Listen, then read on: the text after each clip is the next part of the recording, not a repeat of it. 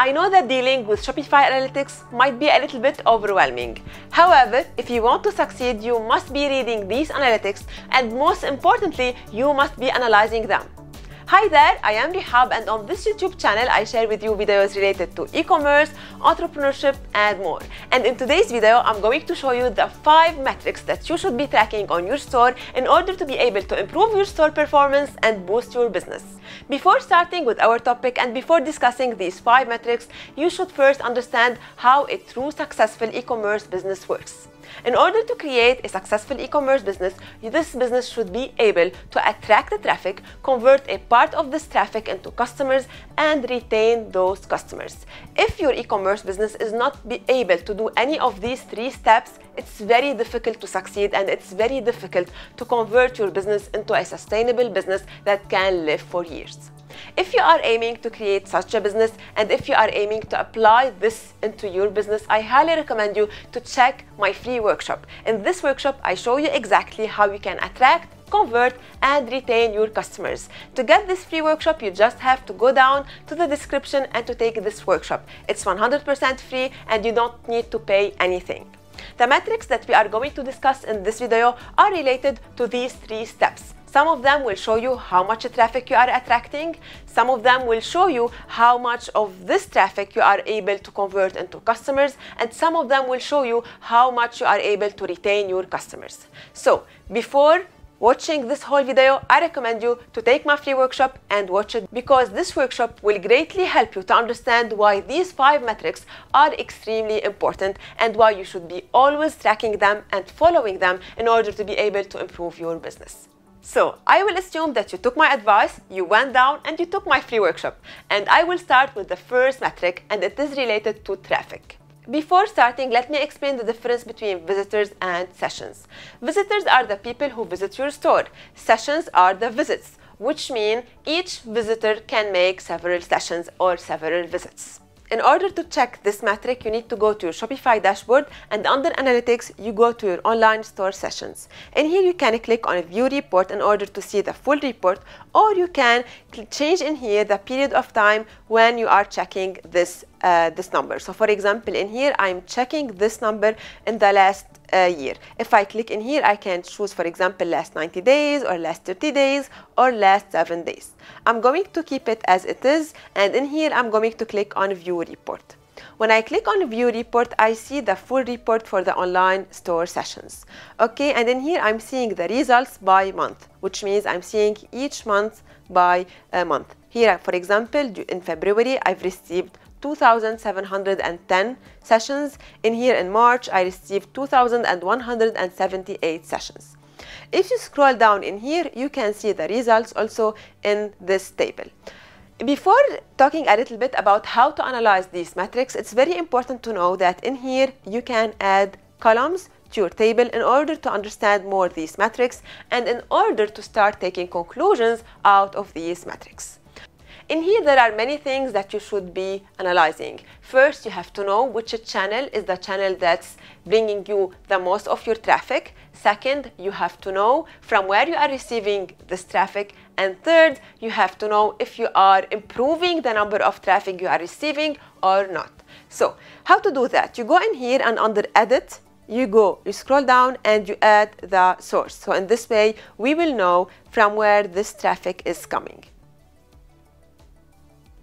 When you add this column, you will be able in here to see the source of the traffic. For example, in here, this means that I'm receiving a lot of direct traffic. For example, I can easily notice that Google is one of my best channels, okay, compared to Instagram or to Facebook, for example.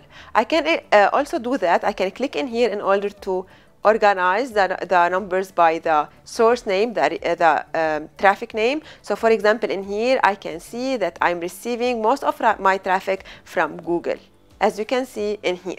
So if I'm doing some kind of Google marketing or SEO, this means that I'm doing well in this area. However, for example, Instagram is better than Facebook, but it's worse than Google. So this is also something that I can be thinking about. As well, in here, Pinterest, for example, is somehow similar to Instagram, this means that maybe I should be putting also some effort on Pinterest and so on.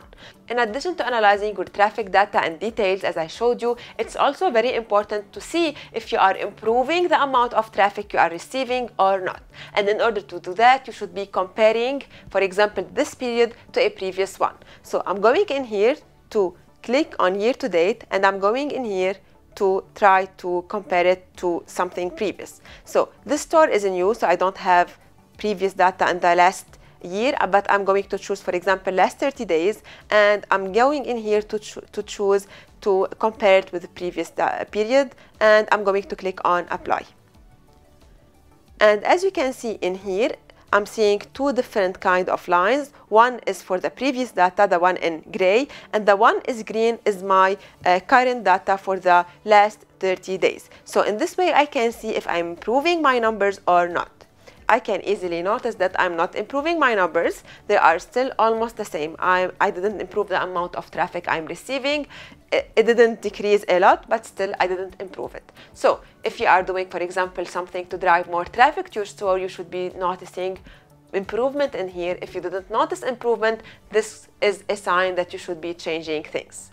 So this is it for the first metric. Now let's move to the second metric, and it is the conversion rate. As I have been saying for a long time on this channel, your conversion rate is one of your most important metrics because it shows how many people you are being able to convert into customers. So in order to follow this metric and in order to analyze it, you have to go in here to the same dashboard, you scroll down in here, and in here you have your online store conversion rate. And you have three different types of conversion rates. First, you have the number related to added to cart. Second, you have the number related to reach checkout, and the third is the session converted. And this is the most important one because it reflects how many people you are able to convert into customers. As you can see, my online store conversion is not good, and as you can see that this conversion rate is going down as far as I move forward in the funnel. So 37 sessions of people have added the products to the cart. Only 20% of them reached checkout, and only 9 of them converted. So in order to improve this conversion rate, the final one, and all of them actually, you have to watch one of my previous videos where I have talked about how to improve and optimize your store in order to improve your conversion rate. However, you must know that seeing this difference between the conversion rate of people who added to cart and who actually bought at the final step is very normal, and that's why we do email marketing and we send recovery emails for people who left the products on the cart or initiated a checkout without buying in order to convince them to buy from us, because those are people who already took steps, serious steps toward buying from us. In addition to aiming to improve your conversion rate, it's very important to analyze these three numbers and see if you can spot a problem there. So for example, if many people are adding your products to the cart, but very few of them are moving to the checkout phase, this might mean that there is a problem in your cart page. Or if, for example, many people are reaching the checkout phase but they are not buying your product, maybe you have a problem with your shipping fees. So you have to analyze these numbers and see if you have a very big problem in some place and you have to fix this problem. Now reaching the third metric, and it is a very, very important metric, and it is your average order value. I have talked before about the average order value on this channel and how to improve this number, but this number is extremely important and it reflects how much a customer is spending during one purchase on your store. And why improving this number is extremely important? Because it means that you will be improving your profit out of the same client during the same visit. So if you are paying money in order to get your customers to your store, which means if you are running ads in order to acquire clients, when you convince those clients to buy more from you, you are directly improving your profits and you are directly improving your ads return on investment. So in order to track this number, you have to go to your Shopify Analytics dashboard, and in here you go to average order value, and in here you can see your average order value, and you can compare it with your previous average order values.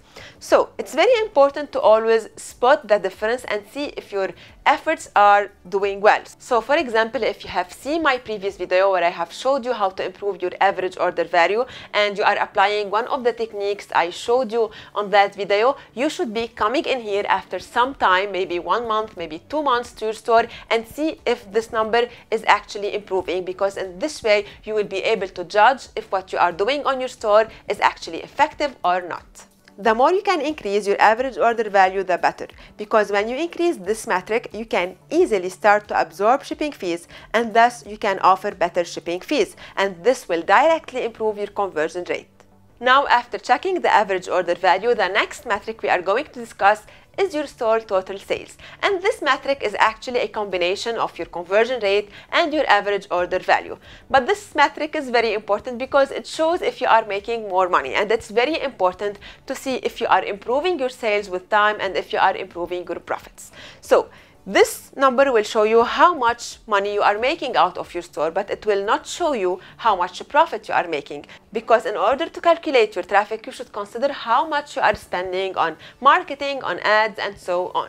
However, it's very important to keep track of this number because it will show you if your store is growing on sales, and this is something very positive. Now moving to the final metric, and it is the most important metric ever, and it is your returning customer rate.